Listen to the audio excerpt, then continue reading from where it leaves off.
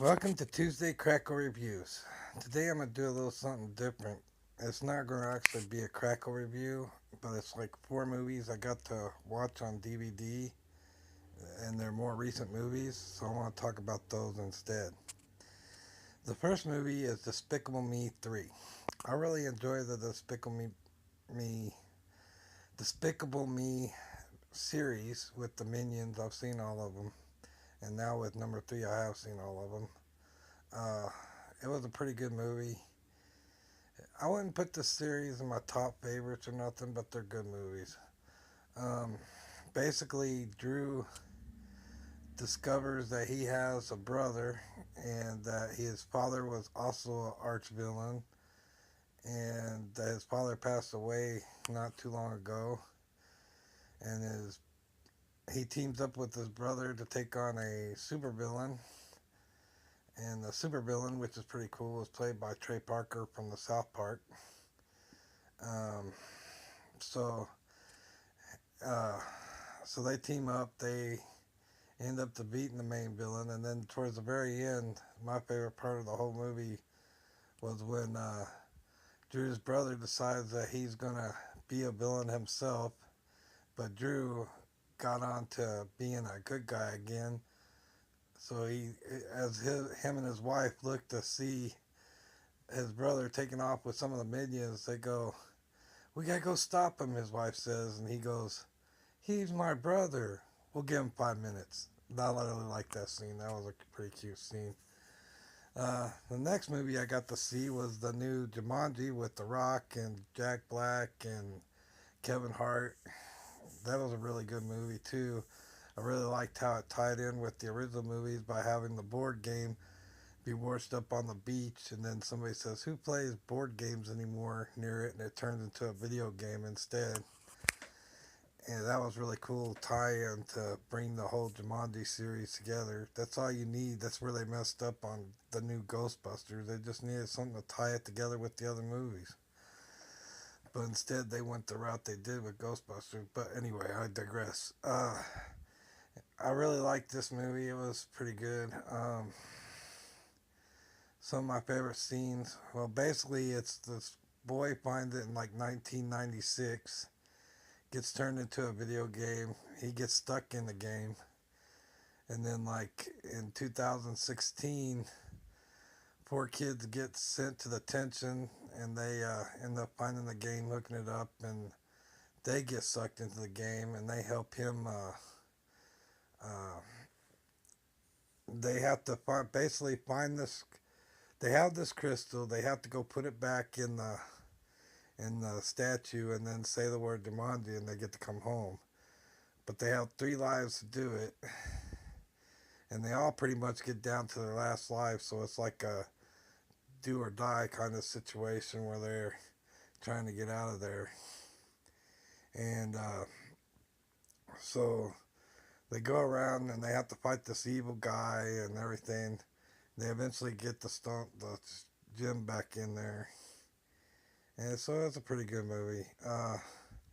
At the end, they come back, and the guy that got stuck from 1996 was returned back to 1996, but meets him in present day, and he explains to him what happened and thanks him for helping him out. But he has a family now and stuff.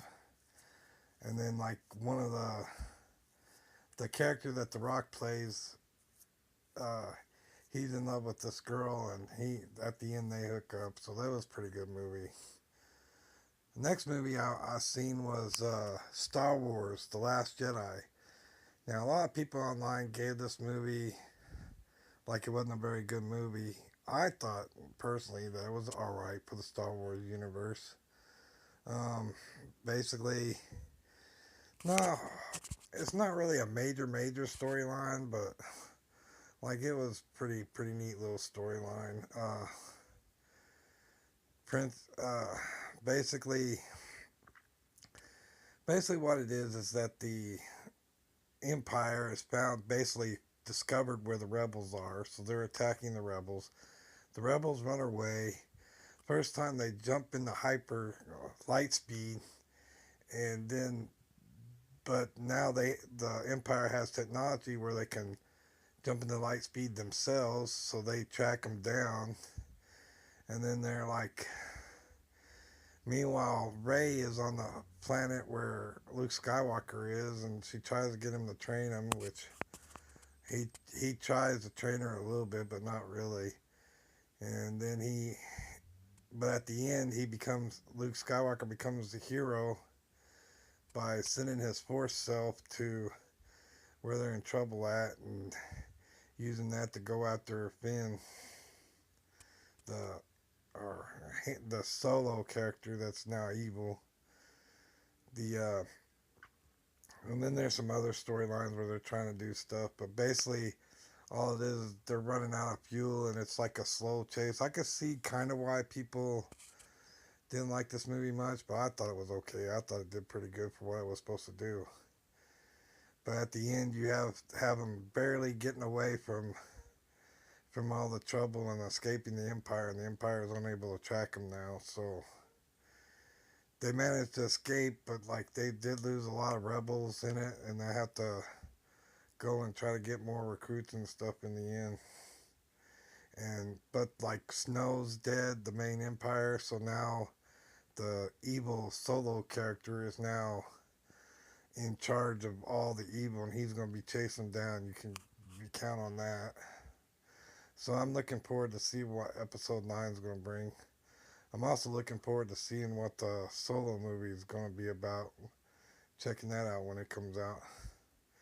The last movie I got to see, which I had seen the new Avengers Infinity Gauntlet, but I hadn't had a chance to see the Thor Ragnarok. So I finally got to see Thor Ragnarok, and I thought it was a pretty good movie. And it tied in good to the beginning of the Avengers Infinity Gauntlet. But basically what it is Odin reveals that to Loki and Thor that they have a sister, Helena, who's basically the god of death. And Thor first goes to stop what they call the Ragnarok, which is basically a fire giant coming to destroy Asgard.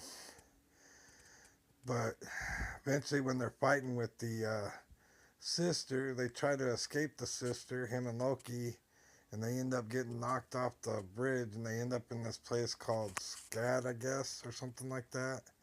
And it's basically a junk planet where this main dude, Collector, the not the Collector, the Slave Master or something like that, some big name dude. He runs this place, and he puts people in the pit fighters, and Hulk ends up being there.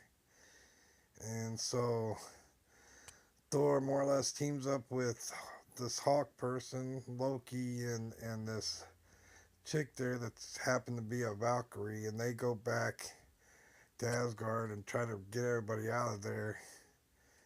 And it was basically a pretty good movie. Uh, so uh, they end up bringing that fire giant back to fight her while everybody else is escaping in the ship that they escaped from Scott from.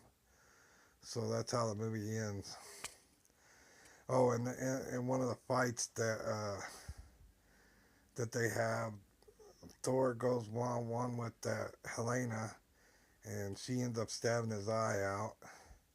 And also, while they're there, Loki manages to get a hold of the one cube thing that he has at the beginning of the Infinity Wars. So it ties in really good with the Infinity movies. Now I just got to see the Black Panther. But anyway, I just wanted to talk about those movies I finally got to see. Sorry this wasn't your typical Crackle review, but I hope you tune in next time. Thank you. Thank you for watching. Please subscribe to the channel, leave a like on this video, ring that notification bell to keep up with the latest videos, comment below to let me know what you thought. You can follow me on Facebook and Twitter, and you can support the channel through Patreon. Links are in the video description below. Thank you very much.